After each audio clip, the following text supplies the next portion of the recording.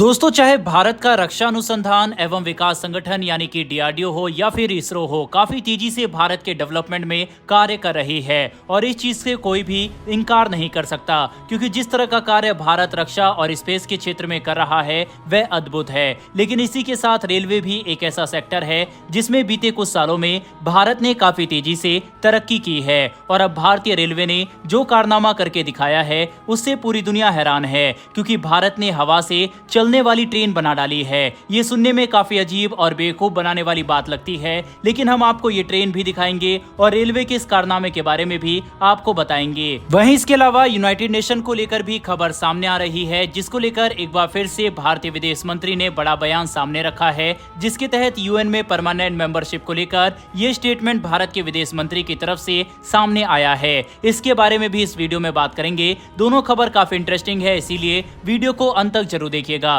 साथ ही चैनल पर पहली बार आए हैं तो चैनल को सब्सक्राइब कर बेल नोटिफिकेशन को दबा ले, जिससे हमारी डेली वीडियो आप तक सबसे पहले पहुंच सके। तो चलिए शुरू करते हैं इस वीडियो को। दोस्तों, इंडियन रेलवे दुनिया के सबसे बड़े नेटवर्क में से एक है। इस वक्त भारत ने पूरी तरीके से बिजली से चलने वाली रेलगाड़ियां आ चुकी है। इसके अलावा वंदे भारत, नमो भारत जैसी मेड इन इंडिया ट्रेन भी इंडिया में है। जल्द ही बुलेट ट्रेन भी भारत में शुरू होने वाली है। लेकिन भारतीय रेलवे इससे भी ऊपर जाकर हवा से चलने वाली ट्रेन बनाने में लगा हुआ है, जिसने दुनिया भर के देशों को चौंकाया है। दरअसल इस साल के अंत तक ऐसी ट्रेन चलने वाली है जिसे देखकर आप बाकी ट्रेनों को भूल जाएंगे। हवा यानी हाइड्रोजन से चलने वाली ट्रेन दिसंबर 2024 से शुरू होने वाली है। वित्त मंत्री निर्मला सीतारमण ने 2023-24 के बजट में रेलवे के लिए 2.41 लाख करोड़ रुपए का प्रावधान किया है। इसके अलावा रेल मंत्री अश्वनी वैष्णव ने भी रेलवे को आवंटित बजट के साथ हाइड्रोजन ट्रेनों की घोषणा कर दी है। ये भी मेक इन इंडिया ट्रेन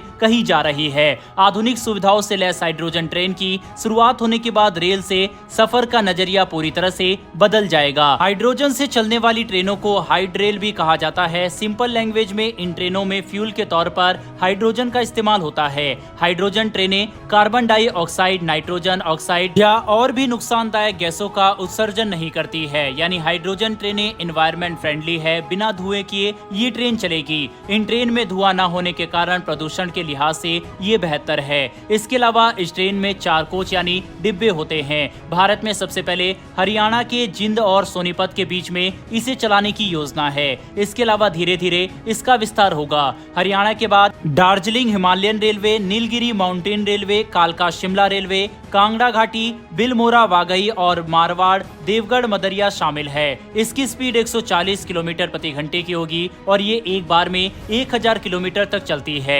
लेकिन भारत में इसे 100 किलोमीटर तक चलाया जाएगा। इसे दोस्तों भारत में ही तैयार किया जा रहा है, यानी बिना पेट्रोल, डीजल और बिजली के चलने वाली ट्रेन आने वाले समय में जल्द ही भारत में आने वाली है। जर्मनी में सबसे पहले ये ट्रेन की सेवा शुरू हुई थी। 2018 में वहाँ ये ट्रेन चली थी। चीन ने भी इस पर काम किया है। एशिया की सबसे पहली ट्रेन चीन में ही बनकर चल रही है। लेकिन इस ट्रेन में सबसे बड़ी दिक्कत इसका खर्चा है। डीजल ट्रेन के मुकाबले ये काफी महंगी है। रिसर्च और रेटिंग एजेंसी के मुताबिक ग्रीन हाइड्रोजन का खर्च 492 रुपए प्रति किलोग्राम है। डीजल के मुकाबले हाइड्रोजन ट्रेनों का संचालन 27% अधिक है। बहरहाल जो भी हो, लेकिन ये देखकर अच्छा लगता है कि भारत इस समय दुनिया के साथ कदम से कदम मिलाकर चल रहा है, क्योंकि अमूमन हम ये देखते थे कि बाकी दुनिया में कोई भी तकनीक भारत से तकरीबन 10-20 साल पहले आ जाती थी, लेकिन भारत में काफी समय बाद आती थी। लेकिन अब ऐसा होता हुआ दिखाई नहीं दे रहा और भारत जल्दी जल्दी नई नई तकनीकों को एडॉप्ट कर रहा है।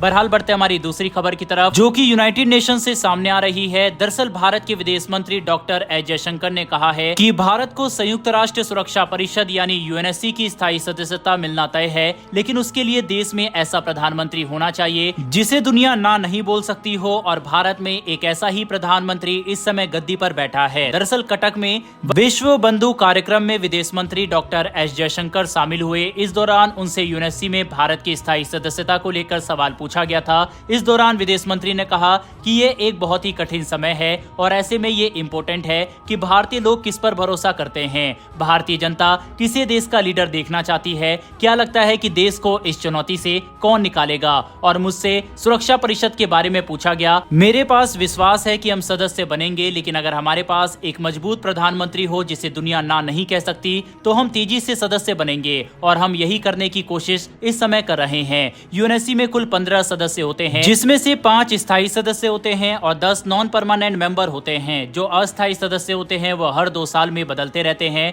भारत भी अब तक अस्थायी सदस्य ही रहा है। अमेरिका, रूस, इंग्लैंड, फ्रांस और चीन स्थायी सदस्य देश हैं। इनके पास वीटो का अधिकार भी है, जिसके तहत ये कोई भी प्रस्ताव रोक सकते हैं और इसी के तहत कई बार पाकिस्तान को आतंकी देश घोषित होने से बचाने के लिए चीन ने इसी पावर का इस्तेमाल भी किया है। भारत लंबे समय से स्थायी सदस्यता को लेकर मांग कर रहा है। यहाँ तक कि बीजेपी ने अपने संकल्प पत्र में भी कहा है कि हम स्थायी सदस्यता को हासिल करने की पूरी कोशिश करेंगे। वैसे दोस्तों, इस समय लोकसभा के चुनाव चल रहे हैं। ऐसे में आप किस नेता को प्रधानमंत्री के पद पर देखना चाहते हैं? अपनी राय कमेंट बॉक्स में लिखकर बताइएगा।